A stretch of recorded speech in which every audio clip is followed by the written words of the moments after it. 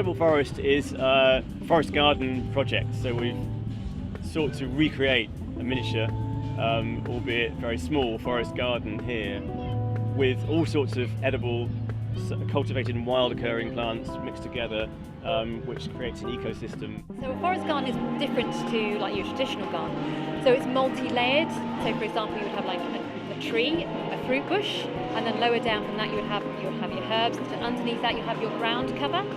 So, and it's quite a closed system. You're using plants to provide the nutrients, so you plant a lot of leguminous plants. And it's kind of going back to kind of like the hunter-gatherer type of thing, so foraging wild plants. So we're just trying to be explaining kind of what you can do with some of our wild foods, and also kind of showing people different plant species that are commonly found in gardens, but people didn't actually realise are edible. Very overlooked, nutritious, very, very tasty often. Wild herbs, salads, berries, which are growing like all around us here. But yeah, showing people what they can do with everyday, often referred to as weeds. We had the oxeye daisy, didn't we? That was pretty cool. Yeah. They had a dressing. What was it made of? Elderberry. Elderberry, which was really nice. Fuchsia, I don't know what they were, berries I suppose. Fuchsia berries, yeah. Wild Really garlic. nice. Nasturtium flowers, they were really good. And the wild garlic. So we've got garlic, and we never thought to take the garlic tips off. So these are things I will do when they go back home. I've learned that if you want to have a forest garden, you have to plant the trees first, and then you want to be having layers, so you have like strawberries at the bottom and things that grow at different heights.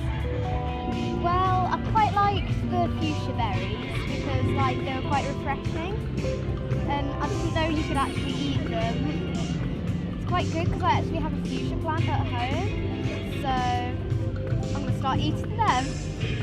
So there's something called stevia, which is it's like a chocolatey sweet taste, and then you mix it with a mint, and it's really, really powerful, strong, long-lasting taste, which is amazing. And then there's a mushroom, a plant that has a kind of really distinct mushroomy aftertaste, which is brilliant. I'd never seen samphire in a pot. I'd only ever associated samphire with being wild. So we had a really interesting chat. I think the biggest thrill for me is that you're learning from people as much as they are from you. It's a big sharing thing, and that's what I'd hoped. Really enjoyable, really enjoyable. I think it's just seeing people's reaction, and I think also seeing them taste like things that they wouldn't necessarily eat, like the garlic buds, and people have really enjoyed tasting all of that. So no, it's been really nice, and the people have been really nice in their feedback, and that's been really good actually.